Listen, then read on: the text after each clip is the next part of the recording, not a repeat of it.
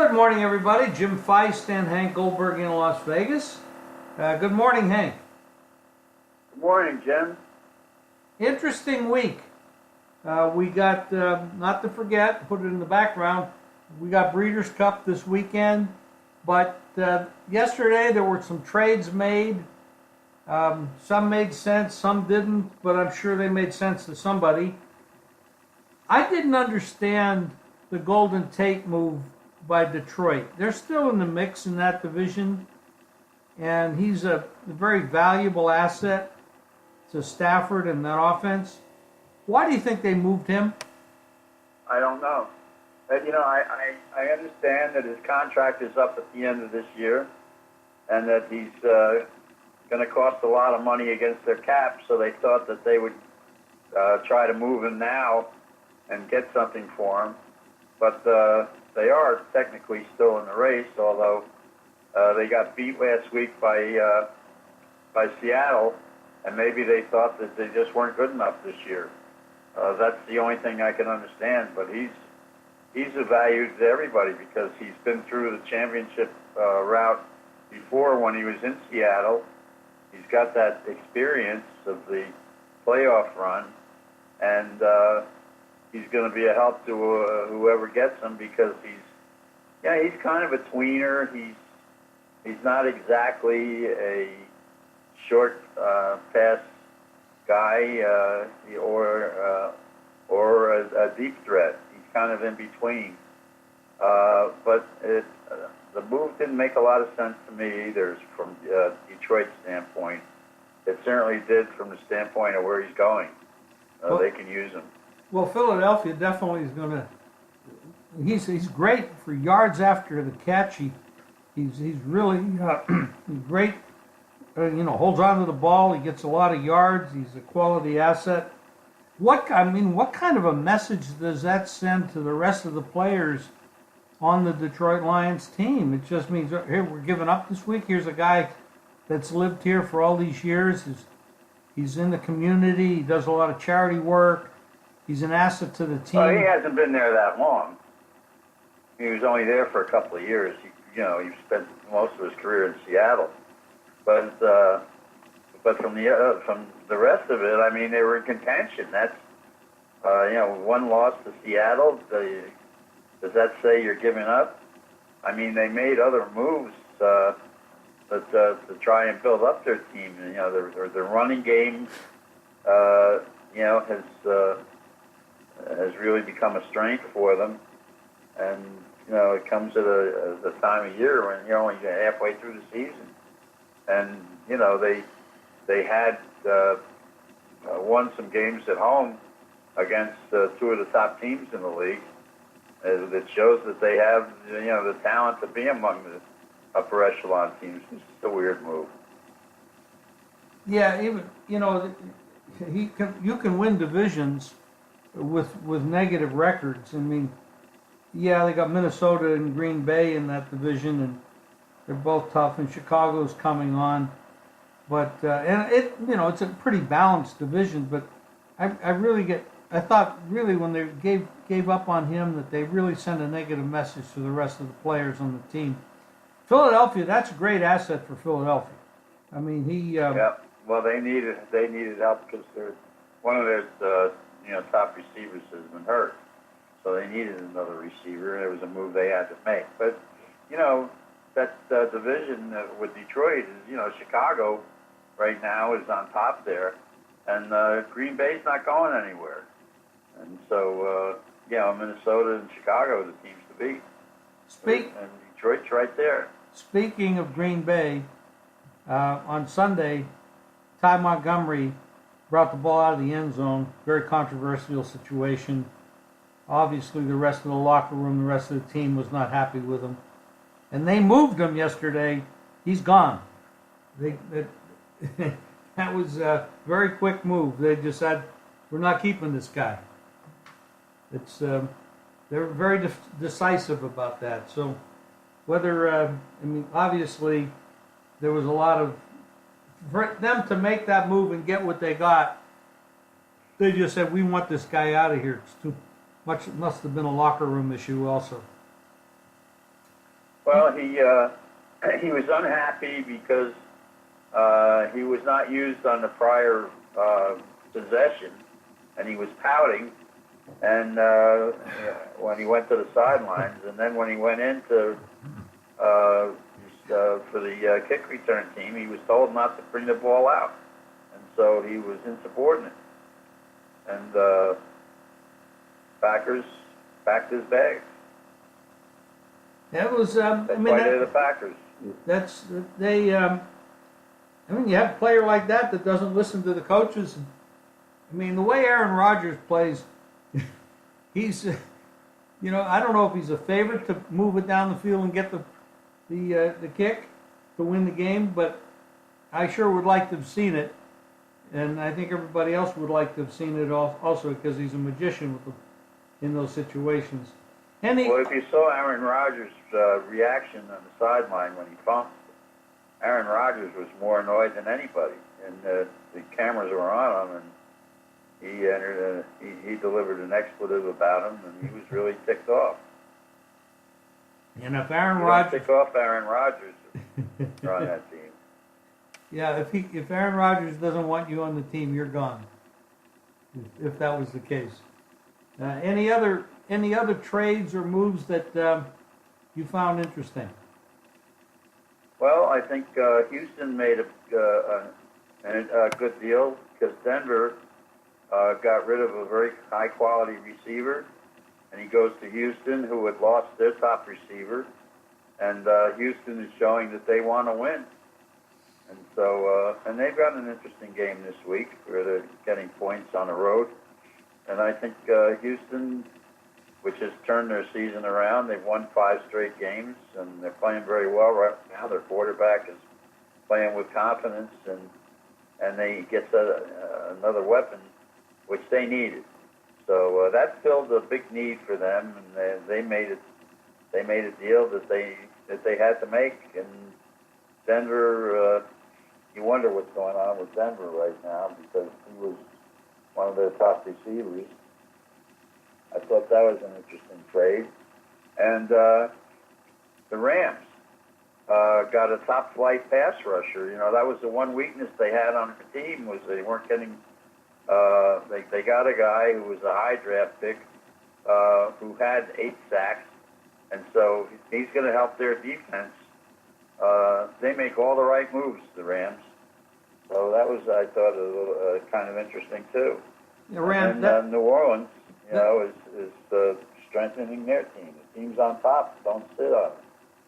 the Rams are devastating. I mean, they got Arnold and Sue, and now they add this guy. I mean, they look really, really good. But the Saints look good too. They're playing each other this week, and as a matter of fact, going back to the trade Denver made with Houston, they're playing each other this week. So yeah, they're all they have to do is all he has to do is change uniforms. He'll stay in the same place he would have if he would have stayed with Denver. Kind of a unique and amusing story. But like you said, there's a there's a little bit of controversy this week about what happened in the Rams game last week with Gurley, and some people are critical of Gurley, saying that he knew what the points were about the points, and he's saying, "Hey, we won the game." He had an opportunity to score a touchdown that didn't affect the score. It didn't affect anything but the points. It affected me because I had the over and I had the middle going for me. And so it was an important play for me, but I'm not accusing the guy of anything. But you know, a couple of things. One, they might have to face Green Bay again later on, and they could think he was rubbing it in. Secondly, that's the way the game used to be played. And when sports betting was legalized, the one negative that I thought about at the time, and I said so, was that it could change priorities in the eyes of the viewer, in that the point spread becomes important. But it's not important to the players if they're playing the game on the up and up.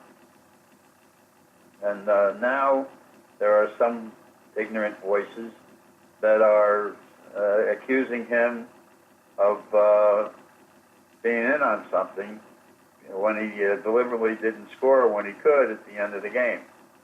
That's ridiculous.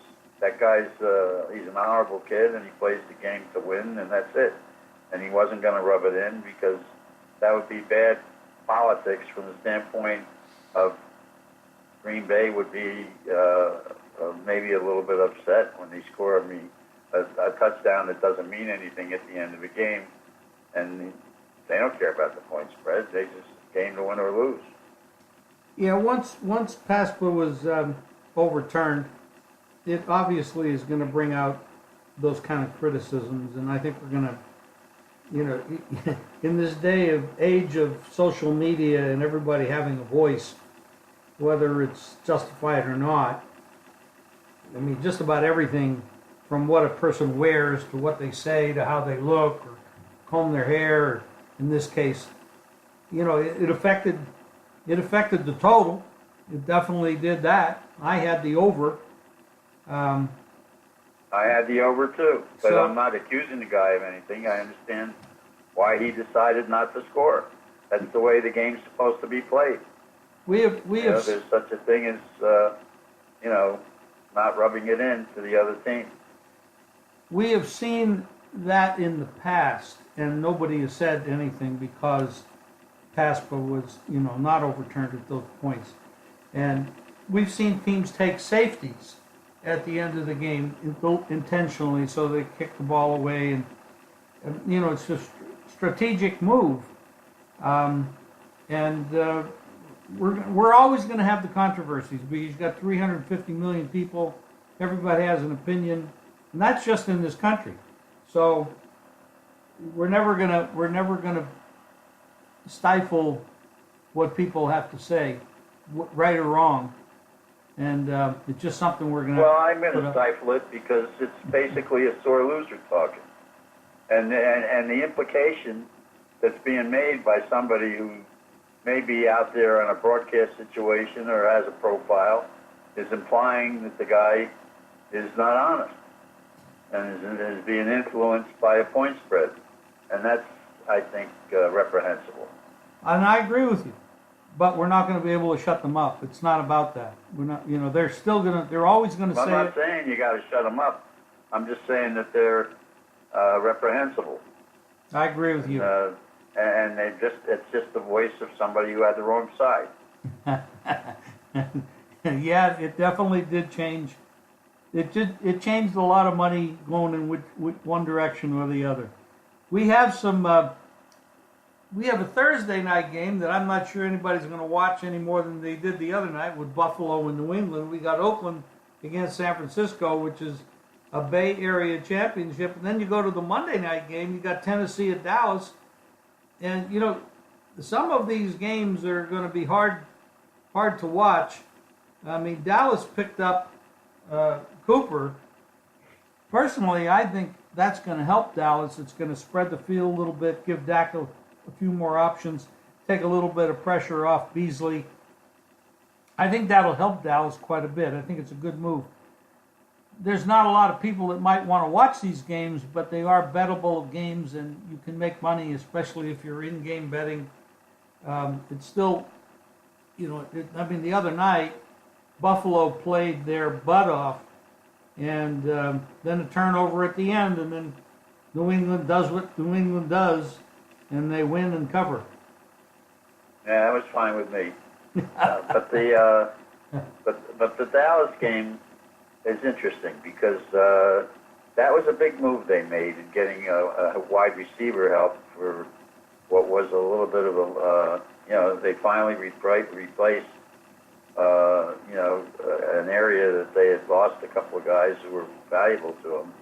And now they've got, an addition to a quarterback who I think can play decently, and it's going to help their running game because teams are not going to be able to crowd the box now because they've got they've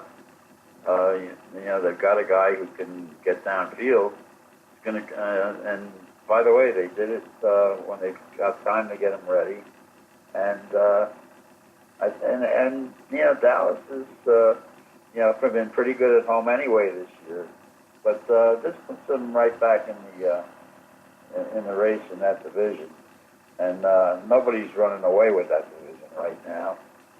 So I think Philadelphia's got some issues, and I think Dallas has a chance. So they definitely that do. was huge. Well, Philadelphia picks up the Tate, and Dallas picks up Amari Cooper. Both helped themselves in those areas, and they got Washington at 5-2 is leading the division. Of course, the Giants are going nowhere, but that is a very tight division. None of the teams are playing great, but we still have 8 more weeks to go to determine the winner. So somebody's going to win it. And I really believe that Philadelphia and Dallas really helped themselves quite a bit. Well, I think Philadelphia's got other issues besides just getting another receiver. They don't have a running game to speak of right now. Last year, if you recall, they got they picked up 2 good running backs. Blount, the guy from Miami, and they're lacking in that area. And a lot of pressure on their quarterback, who has not played great so far. But in Dallas' situation, they really desperately needed a guy like Cooper to fulfill a huge need in the offense. Our offensive line is getting healthier, and their defense is getting stronger as the season goes on. They also made a change in their offensive line coaching, and they brought back Hudson Houck. Hudson Houck's name may not mean a lot to some people, but he was Jimmy's offensive line coach and is one of the great offensive line coaches in the history of the game. He's the offensive line coaching what Wade Phillips is the defensive coaching, and he's a guy who will really help them. So they made 2 moves this week that are going to be, I think, put them in a position where they're as good as anybody in that division. And we'll see where it goes. I congratulate Jones family in making those moves. They saw the need, and they went out and did something about it. I was not aware of the Hudson Houck pedigree, but that is very interesting. I mean, they right now, the way it looks with their running... Hudson Houck was the guy who Jimmy Johnson brought in to coach the offensive line when he went there. Hudson Houck has a reputation for being as good an offensive line coach as there ever was in the game. Wow. That is extremely interesting. I mean, with that kind of putting that all together, and the fact that they have a good running game, now the offensive line, the wide receiver. I mean, I like Dak Prescott. I think given the right tools, he can be very good. And that's going to be a hell of a division situation. You also have another game. We didn't talk about this game. This is a big game. Pittsburgh at Baltimore this week. That's a huge game in that division. Baltimore's hit the skids a little bit the last couple of weeks, and Pittsburgh is starting to look a little bit better. Cincinnati's falling off a little bit, and of course Cleveland's not going to go anywhere. But that's a huge game. That Pittsburgh. I mean, it's always been a war. They always fight hard to the end.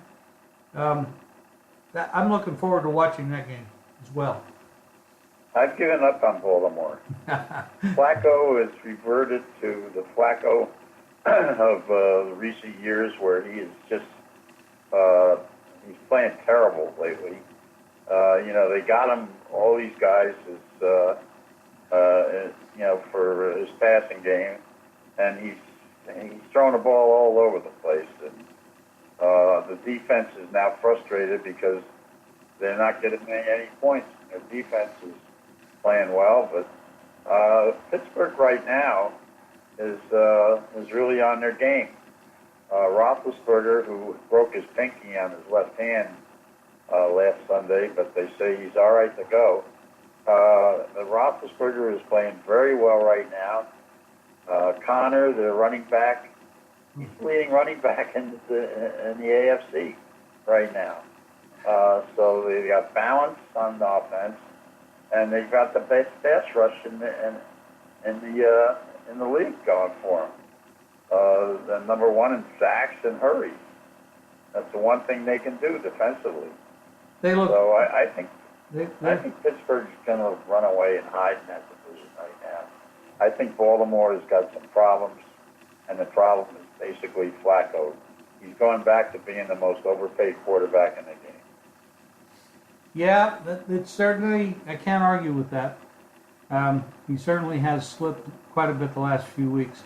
And, you know, it's the second half of the season, and this is where the cream starts to rise to the top, and you're starting to see that. I know you have the big weekend of horses, the Breeders' Cup. I know you've been working hard on that. All of your picks will be up at jimfeist.com as well as mine. I really like this NFL card this weekend, and I know you do as well, Hank. Anything else before? Yeah, tomorrow I'm doing CBS Interactive. I'm recording, or I'm doing the show at 8 in the morning our time, and I'm going to do 3 of the Friday races, the second race and the fourth and the fifth. There's a horse in the second race who has 2 races. He's unbeaten in both of them, and he's a Fletcher horse who is supposed to be the best of the 2-year-olds, and he's very fast, and he's going to be. I want to do that race because I got a long shot pick who I think at least can run second and might run very well. He's 20-1 in the morning line. And then I'm going to do the pick 4 for Saturday on the show, but I'll give you guys a pick 6 selection. I'll tell you, the races are very competitive this year. There's a horse called Enable who's coming over here for the run, who won New York. And he's even money right now on the morning line. And that's the grass race. But I'll tell you something about Enable. In New York, there were 8 horses who finished within a length and a half of the winner. And a couple of them are running here. Now, the Euros have dominated the Turf Classic. I think 3 of the last are, as far as the Turf Classic goes, you got to look at Euros. There's one American-based horse who I think could run well in that race, but outside of that, you got to look to the Euros. Horses coming out of the Arc, a couple of horses who have done well, who have won in France and in England. And they've loaded up that race. That'll be interesting. And then there's a heavy favorite, the Sadler horse. There's something interesting. I was talking to a California-based guy yesterday who thinks that the Sadler horses might not do well in Kentucky because the examination of horses is a lot more stringent than it is in California. And he might be able to use some things in California that he's not going to be able to use on his horses in Kentucky. So he might look to beat his heavy favorite in the Classic. And that could be a more competitive race. People think a lot of good horses in the Classic. I'm looking forward to it. It's going to be a great weekend. It's an interesting angle because his horse is going to be a favorite. And his horse is right now 5-2 favorite. And he's done very well in California. So, but he won. I think his last race there was a foul claim, and it was kind of controversial because he was drifting out in the stretch, and so. but you know something, there's you know, there's one horse running who is undefeated, who you have to look at in one of those races, and I think you know, to go against him is kind of like going against Kansas City right now. So there's some real interesting races. I think the fields are competitive, and you can make some money. Well, that's what we're looking to do. And Hank, I want to thank you today for today's input, your time, and everybody out there. Remember, you can get Hank's stuff at jimfeist.com, mine as well. Remember, jimfeist.com, and we're going to have a big week. Thanks, Hank. I appreciate it. Go Cowboys! Go Cowboys. All right. Thank you, Hank.